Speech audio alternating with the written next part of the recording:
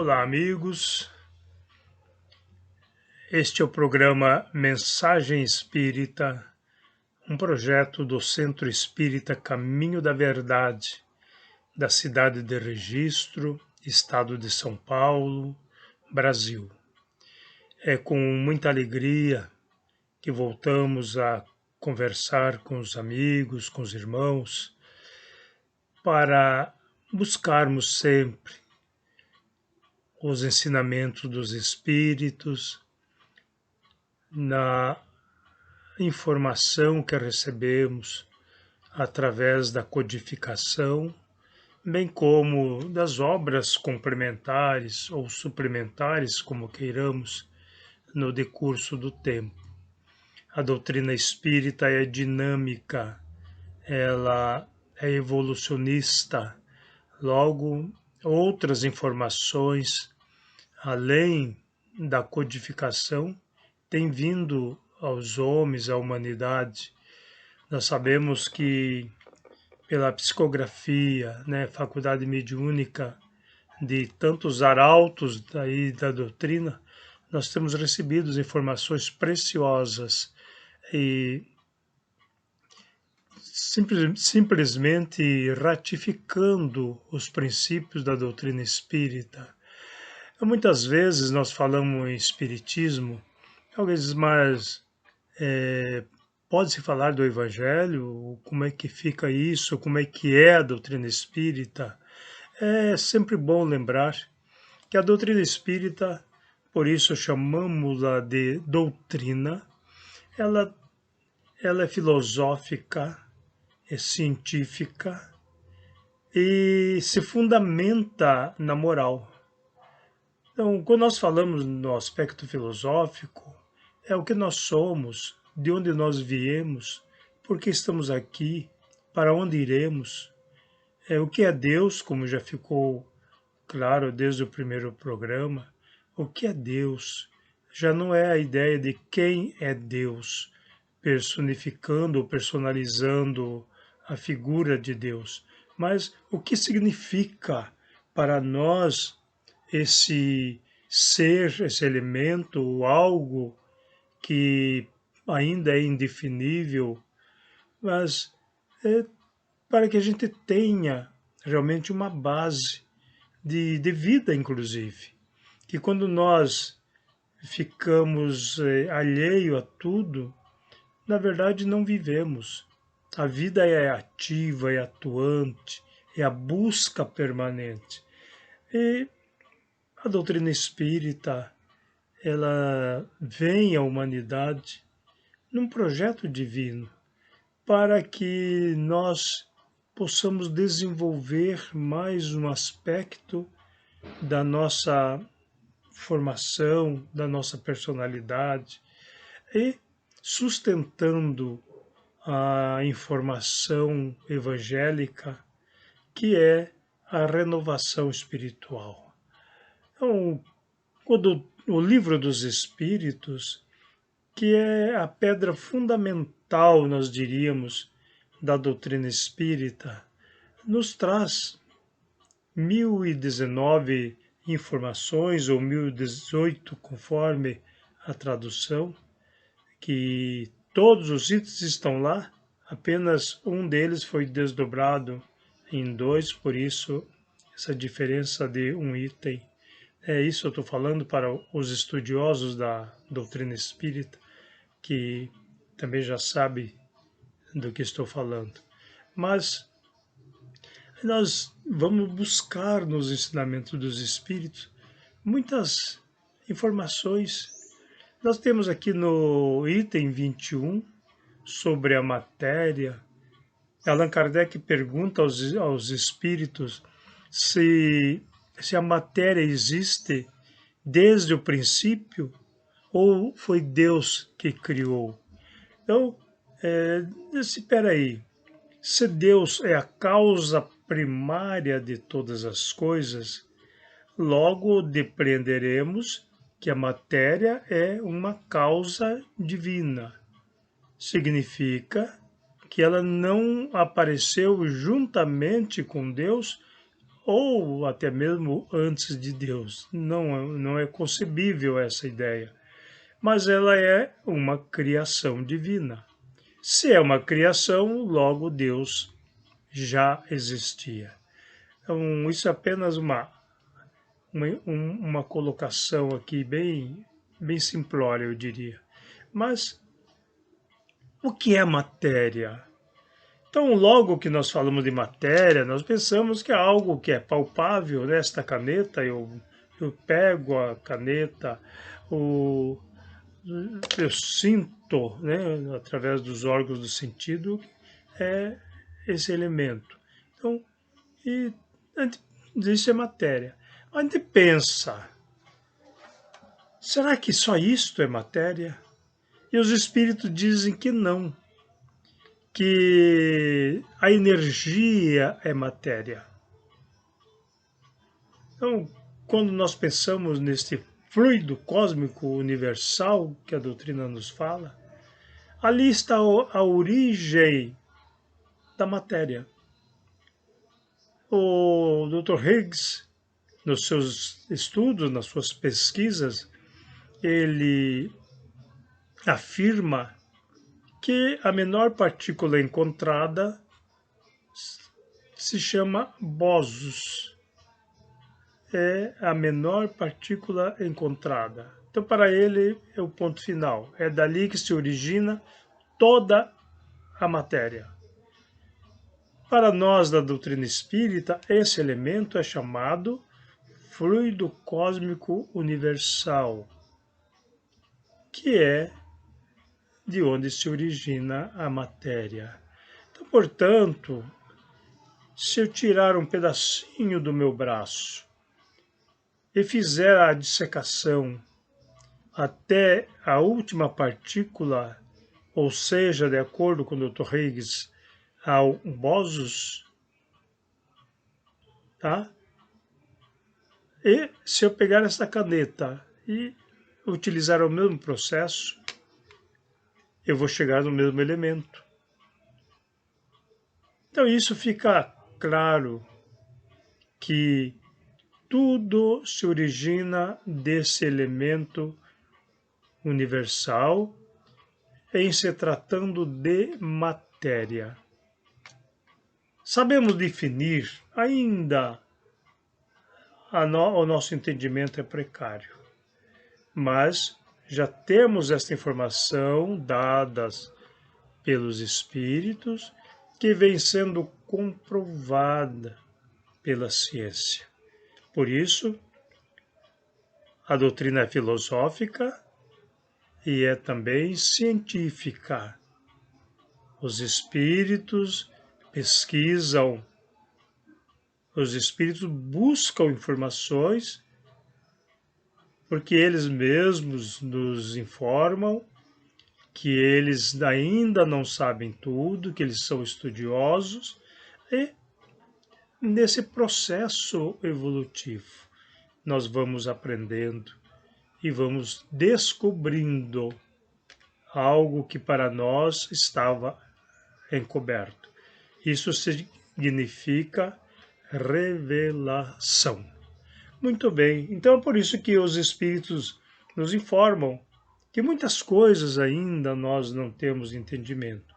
E vamos, à medida da nossa evolução, encontrando. Aí diríamos, o que tem a ver isso tudo com Jesus, se a doutrina espírita se coloca como cristã? Eu quero dizer aos irmãos, e infelizmente ainda há um entendimento equivocado, que vale a pena reprisar, vale a pena falar sempre sobre a doutrina espírita, se ela é cristã, se não é cristã. O que é ser cristão? Então, ontem nós assistíamos uma sessão solene do Senado Federal em homenagem ao Chico Xavier. E excelentes oradores, conhecimentos profundos que nos deixaram embevecidos, eu repito, embevecidos pela pelas informações. Alguns colocavam o espiritismo como espiritismo cristão. Eu quero colocar aos irmãos que o espiritismo não tem adjetivo, assim como o cristianismo não tem adjetivo.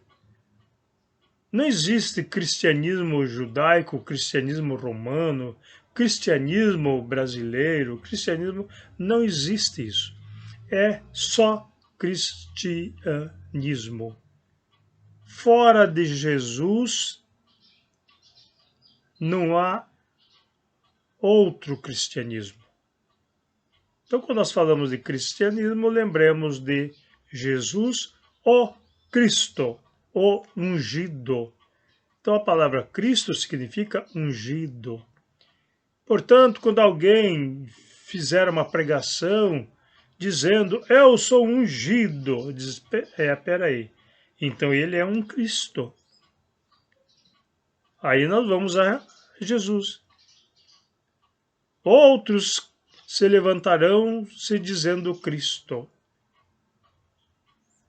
quando ele trata dos falsos cristos e falsos profetas. Então a palavra Cristo vale analisarmos. Significa ungido. Tá? Se alguém se coloca como ungido, está se colocando como um Cristo. Então, só para a gente pensar. E aí, diz assim, mas então o Espiritismo não é cristão? Nós somos cristãos espíritas. Como são cristãos os católicos? Como o são os protestantes. São linhagem, eu diria, originadas do cristianismo. Se alguém perguntar, você é cristão? Sou. Ah, de que igreja? Espírita. Peraí, mas espírita, sim. Ah, não, eu sou católico. Maravilha. Eu sou protestante, que já não querem mais usar o termo protestante, fica mais simpático ser evangélico. Eu não discordo, não tenho nada que discordar, tá? E até soa, né? Soa é mais agradável o termo evangélico ao termo protestante, embora toda a linhagem seja protestante. A origem é de um protesto levantado contra situações da Igreja Católica. Martinho Lutero era um frade católico que queria fazer a reforma da Igreja Católica. Ele não queria fundar uma religião.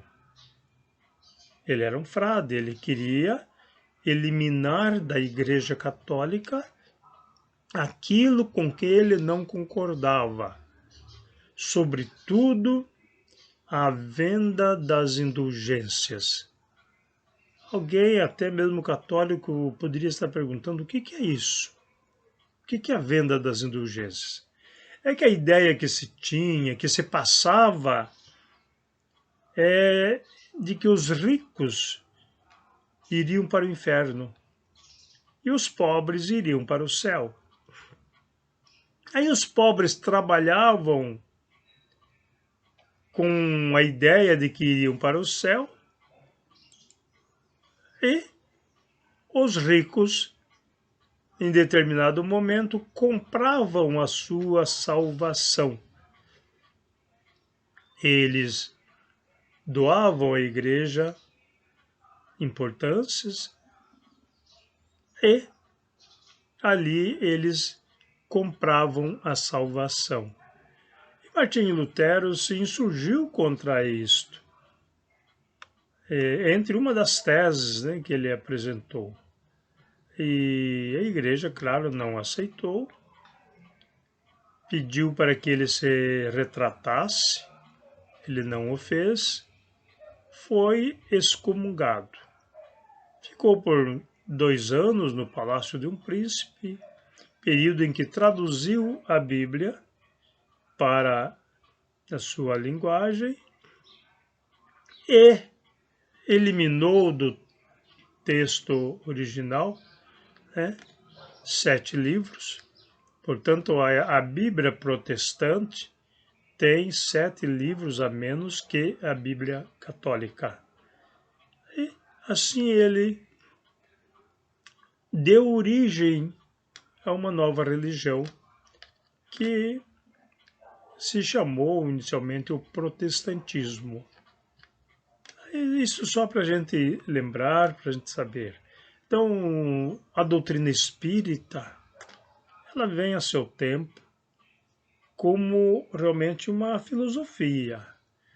O Kardec colocava a doutrina espírita como filosófica, científica e consequência moral. Esta consequência moral é a mensagem de Jesus. Nós estudamos a doutrina e sabemos que tudo que há no Espiritismo está em consonância com os ensinamentos do Mestre Jesus, de acordo com os evangelistas. Tudo. Nós não vamos encontrar um ensinamento cristão que venha contrariar ou negar o Espiritismo. Alguém poderia dizer, peraí, eles falam de reencarnação, eles falam de comunicabilidade dos espíritos, como que não? Busquemos os textos evangélicos, analisemos e vamos realmente encontrar fundamento sobre a reencarnação até no Antigo Testamento, sobre a comunicabilidade dos espíritos em todo o tempo do Antigo Testamento. Quando se fala, o Senhor Deus mandou, o Senhor Deus disse, o Senhor Deus... Quem que está falando isso? São os profetas? Ou eles estão recebendo uma mensagem, uma comunicação?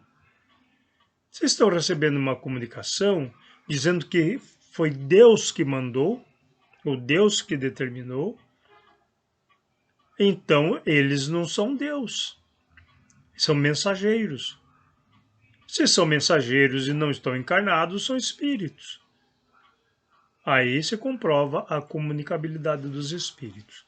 Por isso que Jesus diz assim, eu não vim destruir a lei e os profetas. Então ele homologa essa comunicabilidade. Assim nós vamos estudando a doutrina, ponto a ponto, e desenvolvendo o nosso raciocínio, para que nós tenhamos a fé inabalável. Aprendemos que só é inabalável a fé, que pode encarar a razão, face a face, em qualquer época da humanidade. Assim nós vamos, amigos, queridos, buscando os ensinamentos, concordando ou discordando. Aqueles que tiverem dúvidas, e eu quero desde logo dizer, não será um programa este de polêmica, mas de diálogo. Quem tiver dúvidas, que faça as anotações nos comentários e, à medida do possível, nós iremos respondendo. É o que nós tínhamos para hoje. Que Deus nos abençoe, que Jesus esteja sempre conosco. Até o próximo programa. Que Deus nos abençoe.